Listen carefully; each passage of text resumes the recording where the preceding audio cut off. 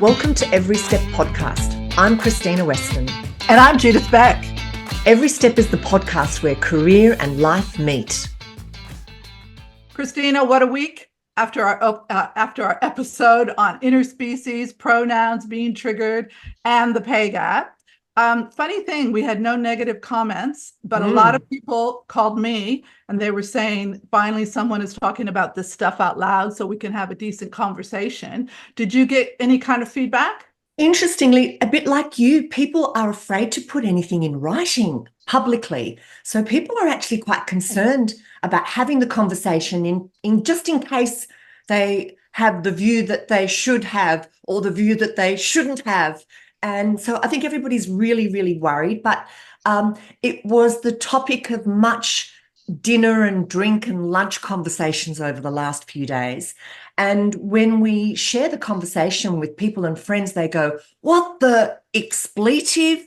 And they actually can't believe that it's making news and that we've gone down this rabbit hole when actually there's far more serious issues in terms of diversity that we need to be worrying about and not wasting our time and energy on this fraction of a nanomilli whatever percentage of the population that happens to identify as interspecies. Some interesting comments too on pay gap, but let's get Wes in on the conversation and have a tear this up a little bit, because everyone's become a little bit too PC, I think. Yeah, I think so too. And because of this interest, we have brought in an expert today, Dr. Wesley Payne McClendon, because he's on our panel of experts, because as you know, in season 2, we bring our experts in. So if you missed season 1, Dr. Wesley, we speak to Dr. Wesley in that season as well. So I recommend you go back and have a good listen. But we're here today to ask Dr. Wes to discuss what we spoke about last week and his views on diversity and inclusion programs and recommendations. So I want to welcome Dr. Wesley today. And thank you so much for joining us. And congratulations, you're speaking on the record. Most people wouldn't. Well, we really want to find out from you, what is the best way for companies to navigate a diversity and inclusion plan that's fair for all? Because, it's not easy. Well, yeah, and thanks again for having me back. At least that means I had some positive impacts the last time we spoke. Look, I think this is one of those issues that I would imagine is determined by the open-mindedness of the people more than anything else. And I think there's far more positives than negatives. So I'm not surprised that people didn't go at you. But at the same time, I think in as much as we can talk about diversity, equity, and inclusion and belonging, there are still some undercurrents that are make people feel uncomfortable, unsafe. Mm-hmm. And to your point around navigating this kind of new terrain, if you will, people just don't know what to do. Yeah. And in the absence of having, a plan, people tend to do nothing, or in effect make it worse by doing nothing or the wrong thing. If I could just take 2 seconds just to give us some context. When we talk about inclusivity, we talk about an ecosystem, and an ecosystem that involves practices, policies, processes that provide equal access to opportunities and resources for people who otherwise may be marginalized. So that could be, because of sexual orientation, color, religion, so on and so forth. And so the idea of creating an ecosystem, most organizations have an ecosystem that is bedded down. And you see it in kind of its cultural artifacts, and other types of things that say, this is who we are. This is the type of people we're looking for. Here are the systems and processes that we use to hire people, to fire people, to promote people. And so those types of ecosystems if you will, of inclusivity are already baked in. And so to the extent that we can change those things, we effectively have to, in many cases, throw the baby out with the bathwater and develop an entirely new ecosystem that is inclusive, both in terms of what we say and effectively what we do. And thus, it makes it quite difficult to, you know, bring in new terminology because it further um, granulizes, if that's a word, people's differences. If you look at this through a positive lens, more is better. But I think when you find it difficult to articulate what those differences are, and when you talked about pronouns, I thought, oh my goodness, here we go, because I would imagine your average middle manager has no idea of, what pronouns are, how to use them, the effect that they have on people, the effect that they have on people's identity and the importance of that identity. But again, wouldn't have systems and processes to support those people, which then gets the notion of belonging, which is around a safety or a safe place. The importance of feeling safe and secure and supported and accepted.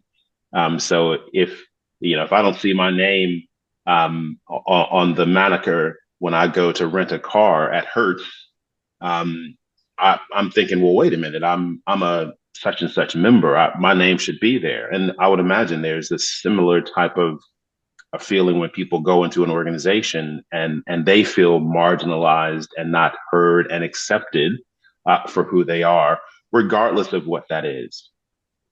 Do you think, though, that the pendulum in some regards may have gone a little too far? I mean, we're not disagreeing with anything that you're saying in terms of people's base right to feel safe and a part of it and to have the same access and the same opportunities if they've got the right, the skill base and the right cultural awareness.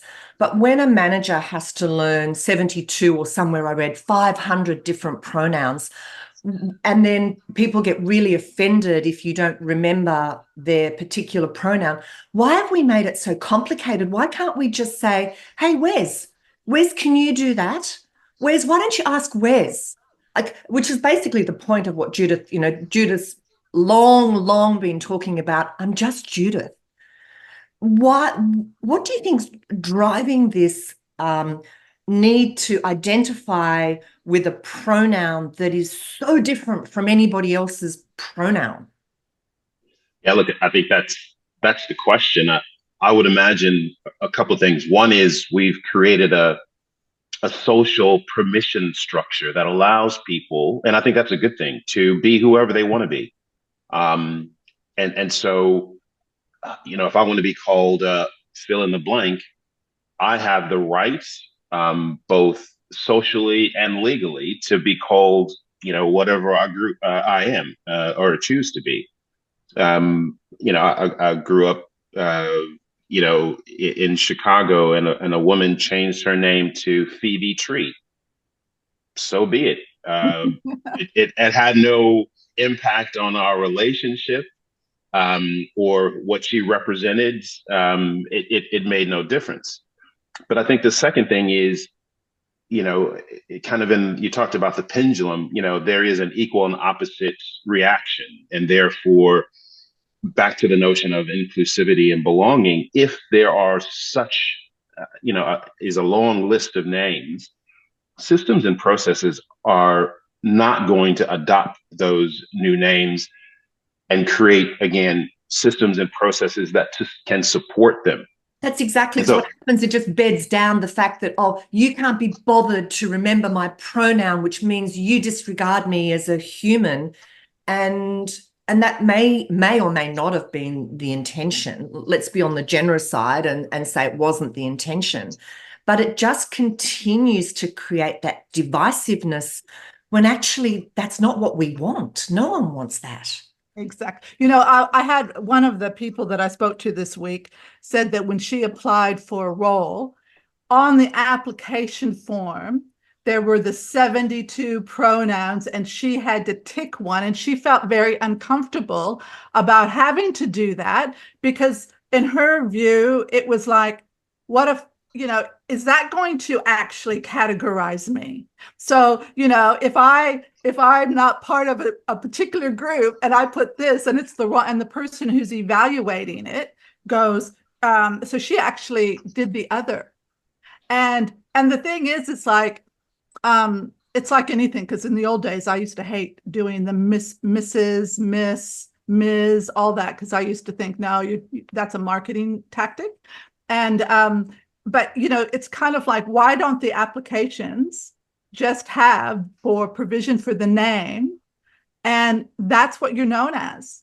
And that's why I personally think they should scrap all pronouns. I actually think that it can be divisive in itself, and eventually it will be cliquish. It will end up within companies being cliquish. And it's kind of like, the big question is, why do we need to know? Why do we need to know anything else but their name? And if they want to change their name to something that makes them feel better, the fill in the blank. When you said that fill in the blank, I thought, I'm fill in the blank Wesley.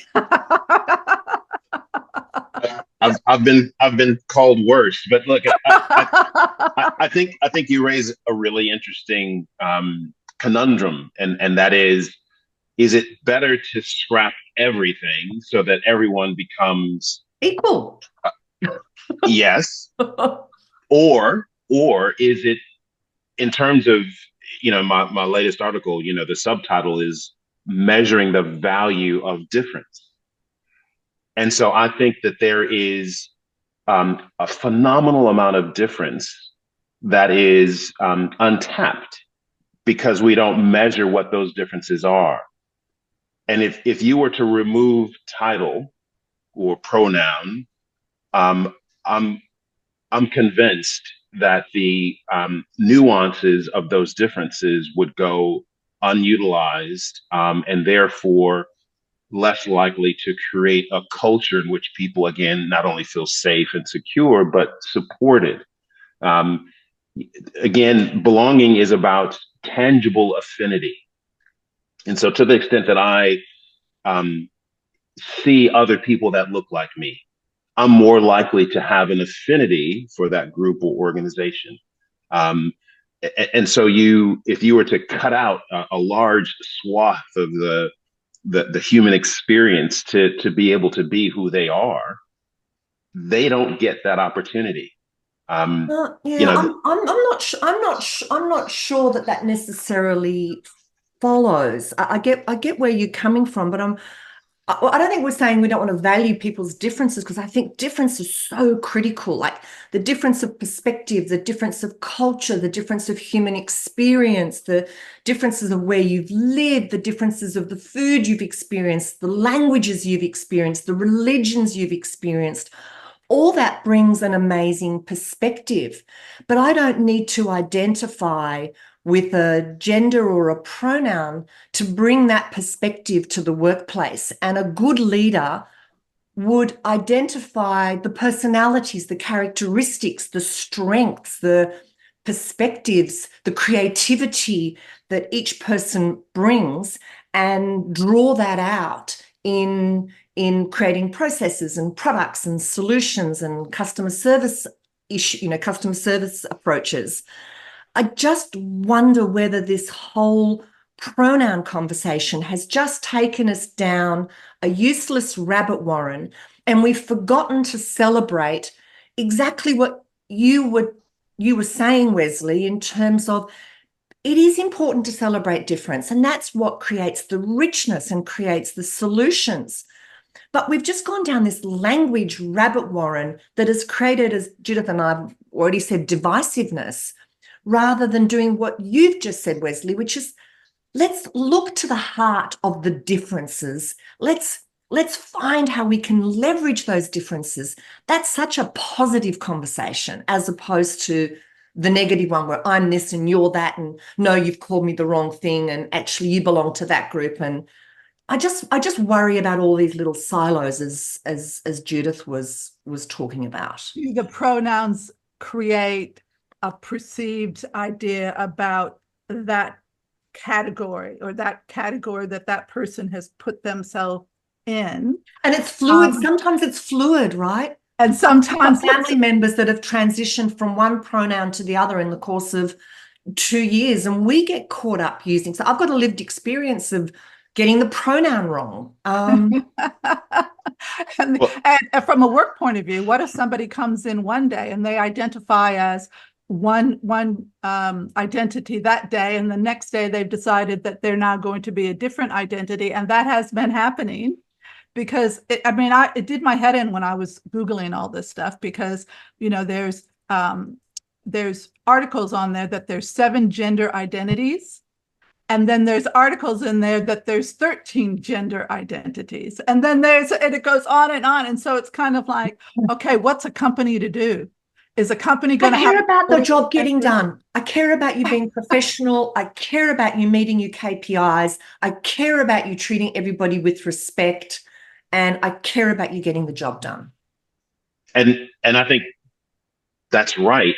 However, if my difference, at least from my perspective, is part of who I am is through my pronoun, do I take away from what I believe to be my difference in lieu of ensuring that I meet your standards of understanding? In other words, if I insist that you call me Black Wes, right? Now, for some people, that's a crazy idea, but, oh, by the way, I'm Black. In the US,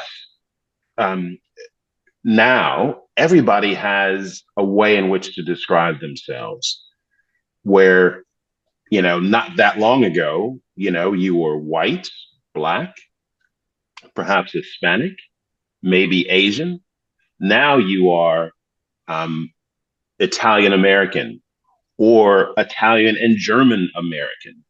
And so as we kind of, it's almost as if you have to pick your battles, and I maintain that you shouldn't pick a battle at all.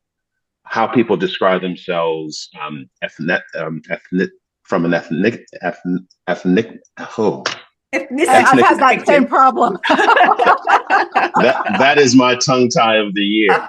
From an ethnic perspective, from an ancestry perspective, from a orientation perspective, from a gender perspective, we can't pick and choose winners and losers to say that it's okay to be an African American, but it's not okay to be, again, fill in the blank in terms of who I have an affinity for in terms of describing my orientation. So I think we have to be really careful. And I get where you're coming from. At the end of the day, it's about performing your duties as assigned. And if we were to look at organizations and the culture we create in those organizations through that narrowly defined lens, there would be a lot more issues around people leaving organizations because, again, they don't feel safe. They don't feel supported for who they are. Because the idea, again, from a practical perspective, is the idea of being able to bring your whole self to work. And if my whole self includes my color, my orientation, my pronoun, my habits, whatever that may be, if you are saying, Wes, you can only be Black and not these other things because I'm uncomfortable as a manager and as an organization of including those other things in how we support our people, that's a problem. So, but do you think, because I don't think that people would be going, as a manager, somebody or business owner, I don't think that that companies would be saying, I don't want you to bring what makes you Wes. Like, I want you to come in and be Wes. And that doesn't mean that we don't, as a company, if you want to tell us about if you want to tell us that you're Black, or that you're that you follow Islam, or you're Catholic, or whatever, you're gay, whatever, that's up to you. We will embrace that, but as far as we're concerned as a company, we see you and we value you as Wes, as just Wes, and as an individual, because we're not going to assume anything else. We're going to wait for you to tell us about you. Like, I had people that worked for me for many, many years that only told me what they wanted to, like sometimes I didn't know what their religions were. I didn't know what some told me that, they were going to be celebrating Greek Easter, and can I have these days off? Or I'm going, yep, that's great. And you include people on that. But it's more, I think the thing that we're kind of saying is this blanket thing of pronouns, that everybody has to be a pronoun. If I was going into the work environment, I don't want people to know what my sexual preference is. I might tell my best friends, but I'm not going to, I don't want them to have any kind of preconceived ideas, like, okay, she's Catholic, so therefore she must be this, this, this, and this. Or they're Islamic, so therefore they're this, this, this. But within the environment, the company should provide a safe environment and an equality for all. I think based on and that's the tough part that companies have to navigate around, putting together that kind of a plan that is acceptable to everyone, but to make sure everyone is safe. And I don't know, you're the expert. I don't know if there's a right answer. I mean, it's a tough one. I think it's Yeah. I think what I'm also hearing in this conversation, and it's over the past however many decades, there was this kind of, you came to work and you had a work persona, and you were at home and you had whatever persona you wanted to have at home. And I think what I'm actually hearing now is that that's pretty much gone out the window. And employers are now being expected to embrace your entire persona, and there's no longer this work and home, and that's been accelerated by hybrid and remote and everything else. It's like, you need to celebrate me for all that I am, and I'm not going to put myself into a box at home and put myself into another box at work. You're going to have to accept me in all my glory, in all my complexity. And I think employers are probably grappling with that transition, because before it was like a managing just people in the workplace, and you might have heard about somebody's divorce or somebody's death in the family or whatever. But now we're embracing somebody's mental health issues, somebody's transitioning in gender, somebody's transitioning in personal identity, which adds a whole other layer to all the other Hispanic, Jewish, Islamic.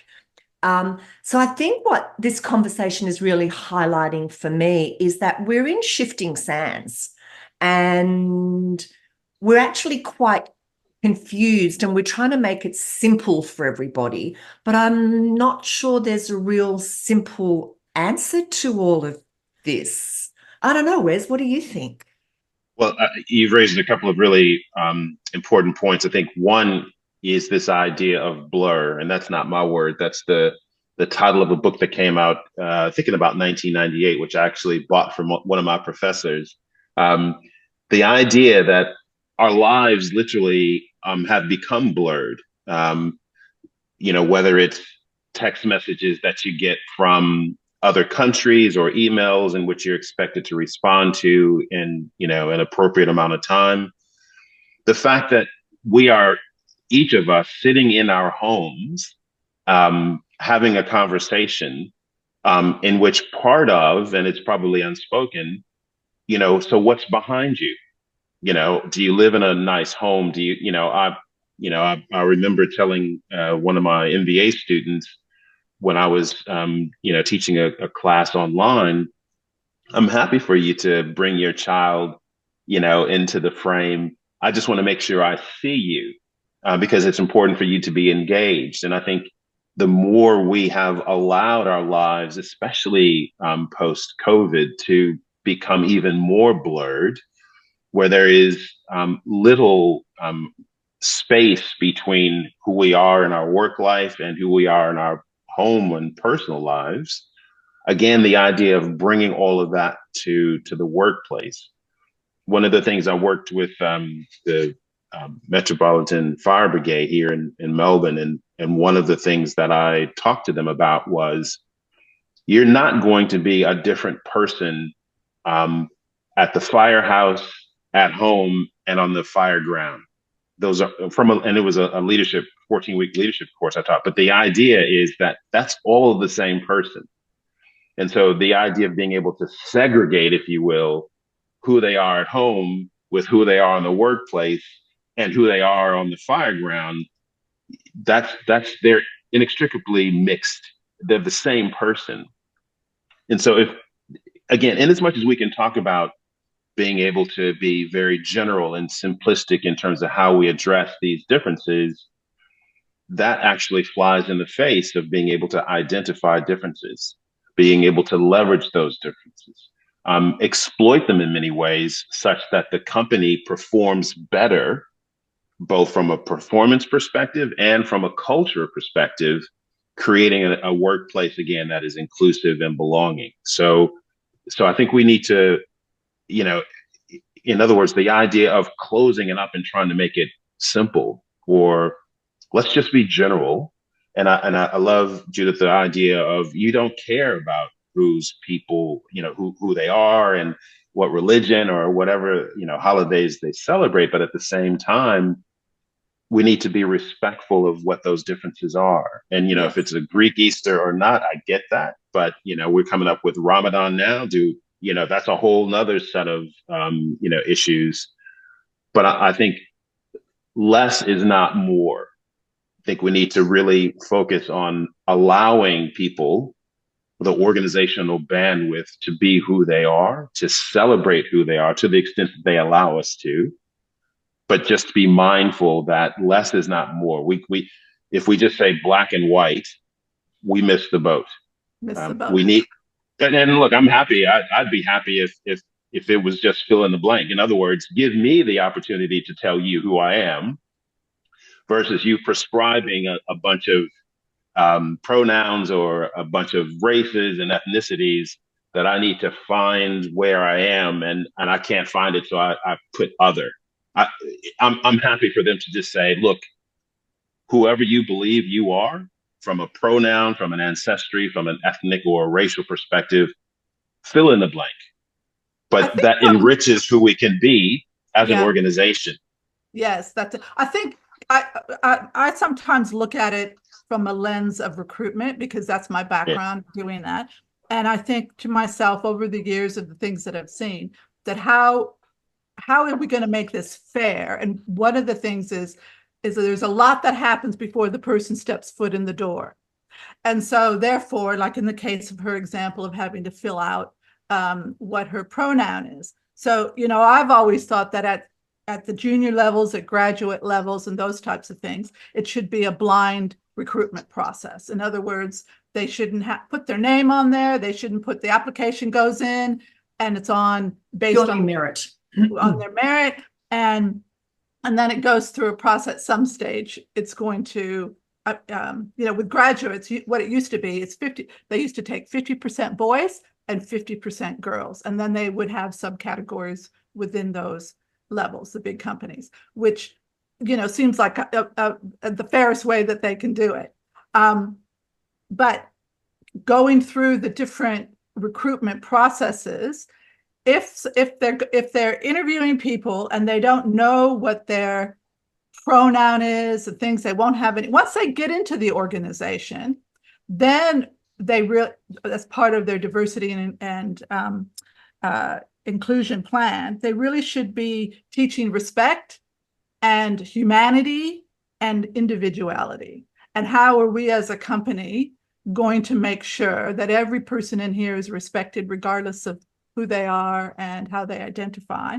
And how are we going to make sure that we provide respect? So once they get in, then I think however that person wants to identify themselves and however a company can embrace them So if they need time off for Ramadan, if they need time off for the Greek Easter or whatever, Christmas or whatever the holiday is, that the company has provisions for that, that they have, and that it makes sure that they are, because I think there's definitely a difference, don't you think, between hiring an equal number of boys and an equal number of girls and then different cultures and races. That to me is different than whether or not I put that I'm cis or gender fluid or intersex or what.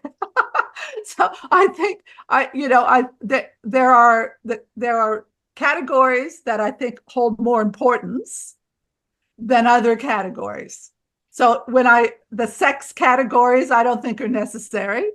The cultural categories I think are, because to me, I remember a friend of mine, they're gay, and they said, why does everybody think gay people go to the Mardi Gras and wear boa feathers around their neck? It really used to make him mad, because he was a business person, and he goes, people are getting, this was in the early days.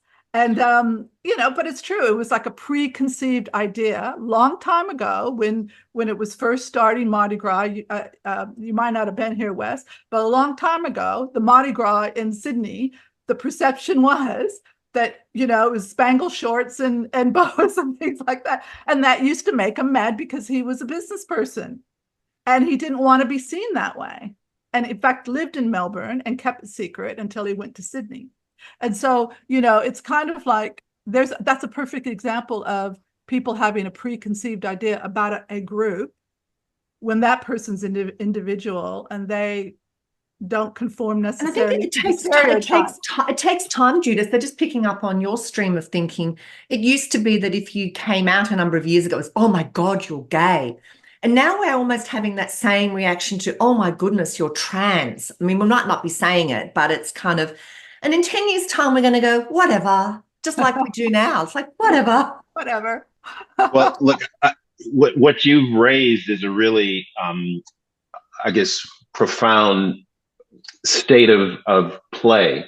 The idea that our systems and processes only allow for boys and girls is exactly where I'm going. In other words, that can no longer be how we look at the world, as being a male or female. And so if it's a 50-50 split, you've literally cut out whatever percentage of people want to apply for that job who consider themselves neither male or female. And so back to the idea of inclusivity being an ecosystem in which practices, policies, and processes provide equal access. So through that lens, you said, well, if you're not a male or female, we're not going to recruit you. Take that one step further. If you, again, don't identify in terms of your orientation as pre-described by whatever the systems and processes allocate, again, you're excluding those people as well. So again, we just need to understand, if we're talking about being inclusive, inclusivity is manifested through that ecosystem. And if that ecosystem doesn't allow for those people who fall into categories that are less familiar, I come from the school of thought that says, and we've done this at the board level as well, we're going to look at 40% men, 40% women, and 20% other, which just gives us, albeit a small window, but a window nevertheless, to be open to hiring either another male or another female, or something that doesn't categorize itself either way. To the degree that we can create those types of ecosystems that allow for ambiguity, the better we will be as a society. Because literally, my parents grew up in an era where it said whites only. The beach that was, very close to the place that I grew up on the south side of Chicago, Black people were not allowed. Big sign, whites only. So that's in effect, now we're talking about male only, female only. It's the same thing, but the lens through which we see it now is different. It's more nuanced. If you talk about Ms. or Mrs., what does that mean? Or I think there's another term in there somewhere, but the idea is that give me the opportunity to call myself whatever I want to call myself, and you create a system that allows me to do that. So going back to structures, I mean, we really have to revolutionize some of the structures. If we follow your thought process, then we kind of go to gender pay gap, which is structured in a particular way. And it's all just statistics, like it's all this stuff is statistical stuff. So even Judith's premise around hiring was kind of trying to get the balance right. And that was kind of done in that period of time. And then you look at gender pay gap, which is statistically looks at women and men, and where does the other get calculated?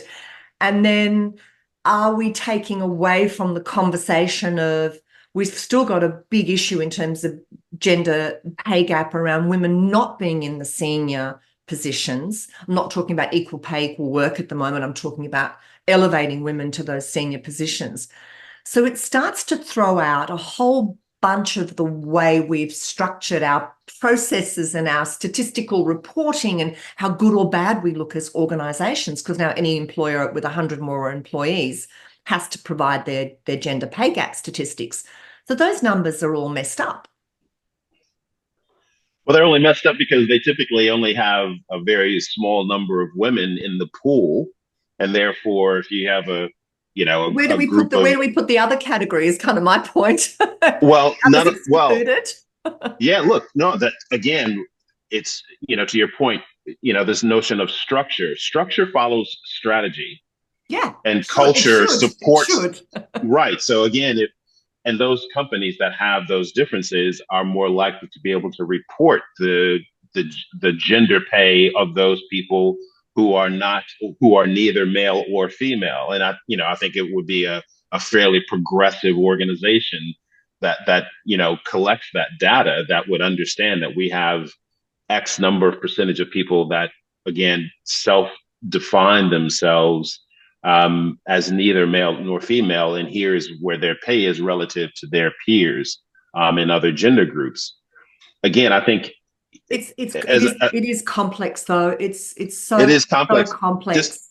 Just to start out, to end where I started out, you have to look at this thing with an open mind. And I think to the extent that people start with a closed mind, they will not gain the benefit of difference simply by not having systems and processes that make a pathway for those people to come in and to thrive.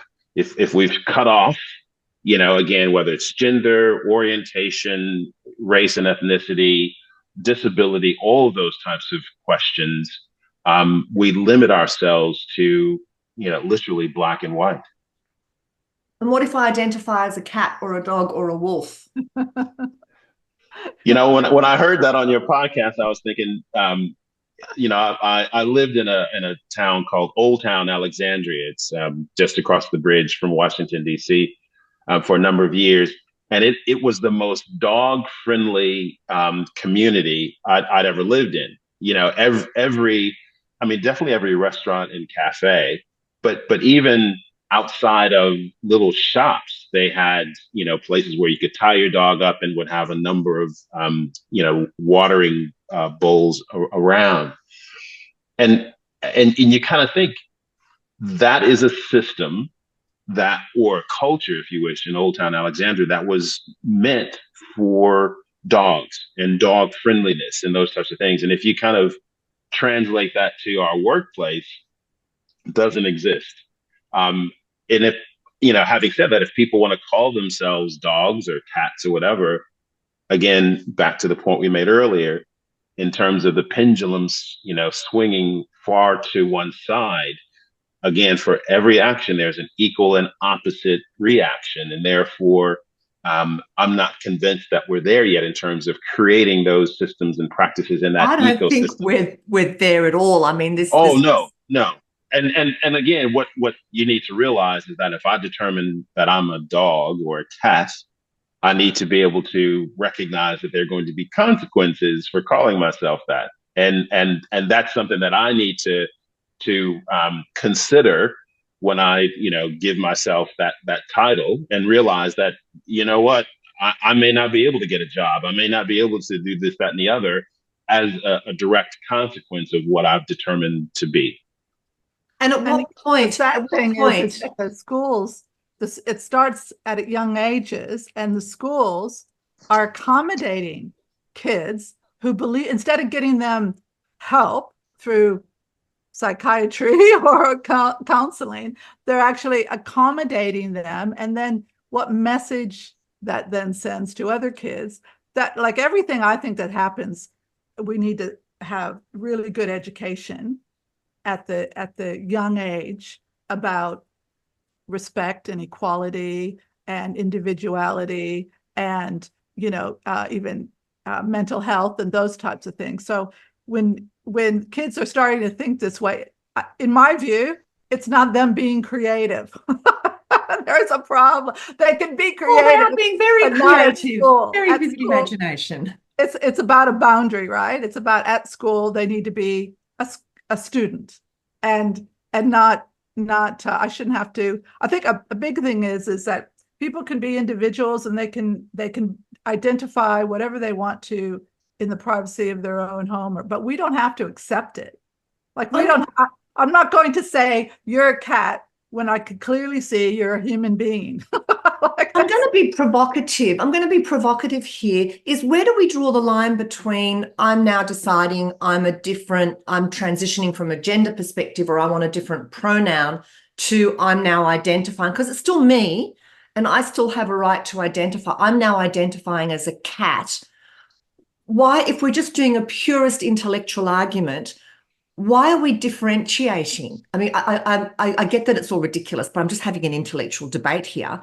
Why is it any different? Because we would have gone, don't come dressed as a woman, you're a man. But now we're actually saying dress however you want, because if that's your identity and you're professional, then I'm embracing that. But I'm not letting you come in with cat's ears and a tail. Like, I'm just wondering where and I'm doing it deliberately. Well, why don't you flip that from the other perspective? Let's say today you're Christina and you come into work tomorrow and you say you're Ken, but you still look exactly the same, but you haven't done anything different. But now I'm Ken. I identify. Or how about you're Ken, and then you come in and you say, I'm now a female. I don't know why they would. They're going to get paid less, but they come in. Not necessarily. Not necessarily. I'm just teasing. But the thing is that with identity, people, like we said before, people can chop and change anytime they want to. But so am I supposed to look at Christina when she comes in the office tomorrow as Ken, looking exactly the same, and go, oh, hi, Ken? And I suppose that's the respect part that happens within the environment. If she tells me she's Ken and she announces it to everyone, we may not believe it. We might still see her as Christina. But to your point, Wes, we've got to acknowledge and say, okay, I'm going to call her Ken because she asked me to. She asked. Look, change is slow, and if we were to look at organizations 30 years ago and the types of hiring practices, the type of when I was at Deloitte, we had something called hoteling, which meant, you can identify what desk you were going to be at, what floor you're going to be at, and you were assigned your phone number to that phone, and you had you could put your laptop into effectively a junction box, if you will, that allowed you to link into the system. We've moved, again now to people working from home. And even though in many organizations, they're trying to pull that back, whether it be a hybrid mix or something else. Change is slow, which means that at some point, Christina could come to work today as Christina and tomorrow be Ken. And the workplace ecosystem would allow that change to happen overnight. We're nowhere near that now. Nowhere. You could do it from a technology perspective, but not from a cultural or the way others are going to react around you perspective. That's going to take time. What if And take that one step comes further. into work? What if Christina comes into work because she knows that company, or she applies for the job and she knows that company has quota levels that they need to meet, and she, instead of her putting cis, she puts that she's gay, and she goes in because she knows that company wants a certain amount of people, who from that category. So she puts in that she's gay or bi or whatever, ticks one of the other categories. Then she goes in, gets the job based on that, and then all of a sudden turns around. Oh, I changed my mind now. I'm cis. Look, as long as there's no test, I think she'll be okay. No test. Just now we're trying to game a gender equality. I mean, Gender equality. I know it's a mindset. What is gender equality anyway anymore? Because the language is old language now. And it's fluid. All of these things continue to go. All of these things are, literally what was, not that many years ago, in terms of what we call a gender, that's actually on applications now, where they give you an opportunity to put in other. Not that many years ago, that would have not been there at all. Recent. So again, change is slow. Yeah. But it is evolving such that people that have, again, all of these various different types of, I think, for example, Hispanics, there is now not just Hispanic, but it's Hispanic white, Hispanic black, Hispanic other. Again, all of these categories are changing literally as we speak, as people begin to recognize that it's just not this narrow lens through which we look at race and ethnicity. It's not a narrow lens that we look at gender.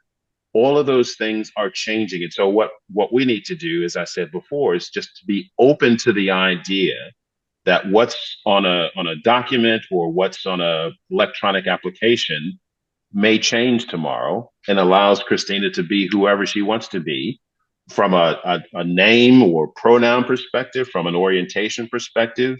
She may find that she's just done, some type of ancestry and found that she's, 51% fill in the blank, where she would have thought she was something else. And again, we just need to be amenable to opening our systems and processes to creating that type of ecosystem where, again, everyone can bring their whole self to work. HR's got a big job ahead of them. It used to be easy. It's so complex now. And I don't believe many HR professionals would be prepared, who could be prepared to navigate this type of landscape where, from a almost day-to-day basis, things are changing.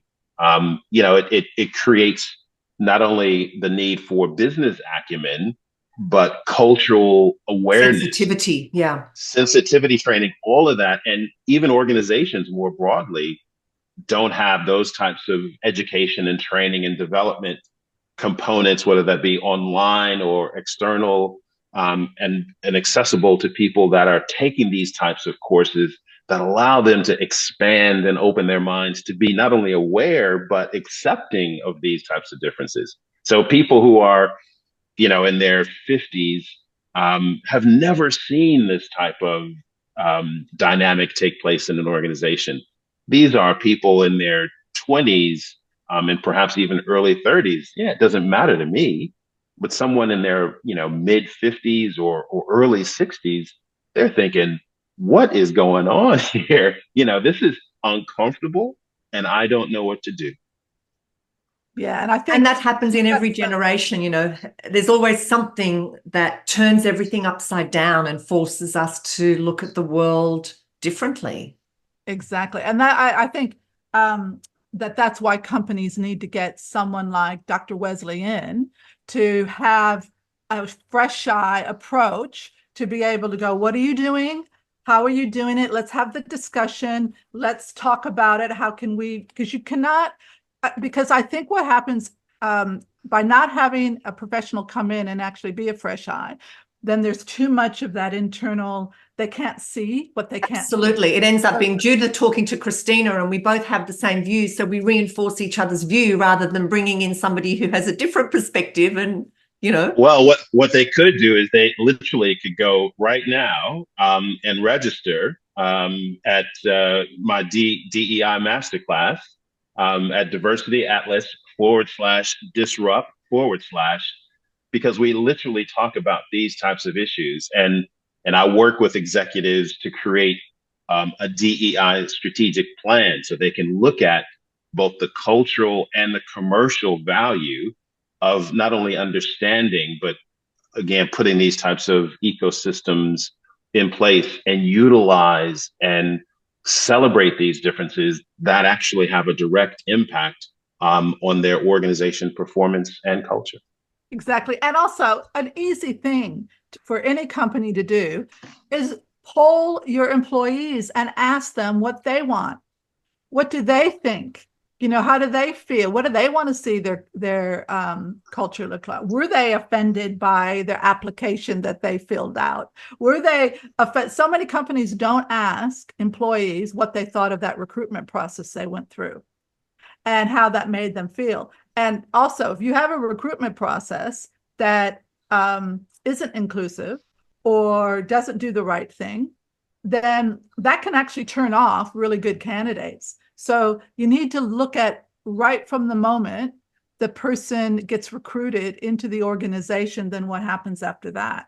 And, I remember this one time, this girl came up to me at a conference one time and she thought she had just started with an organization and she thought she was being discriminated against. She was an Asian girl, probably about 23. She was a business development consultant, and she thought she was being discriminated against because she was given all the bad clients. And she was part of a graduate. But the reality is she was part of a business development team where all the grads were given the C clients. And it had nothing to do with the fact that she was a female or Asian or anything like that. She was the new kid on the block. But the problem was the company didn't induct them properly. They didn't tell them what to expect. They didn't tell them that they were going to get the bad clients and they had to cut their teeth on those clients before they were given better clients. And that's a problem with a lot of companies.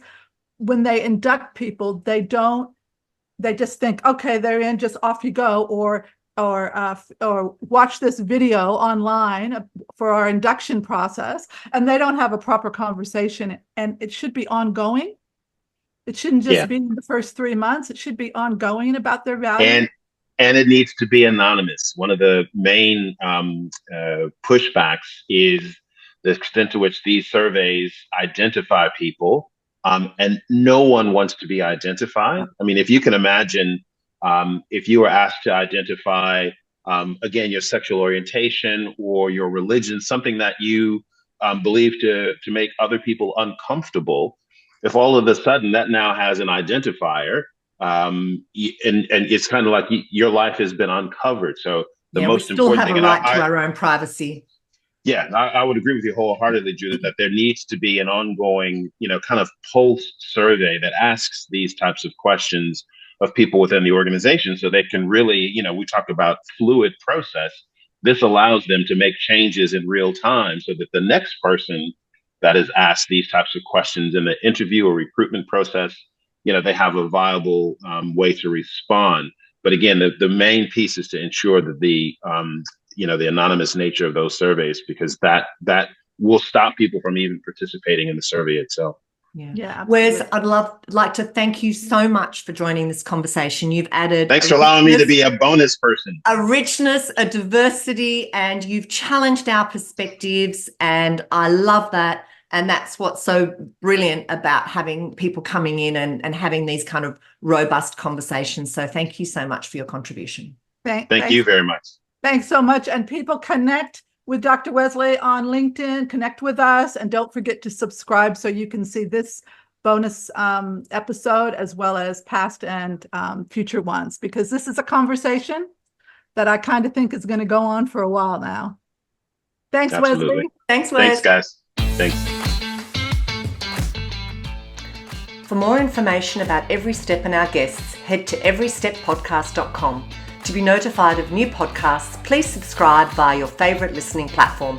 And of course, follow us on social media and direct message us to share your ideas about guests or topics.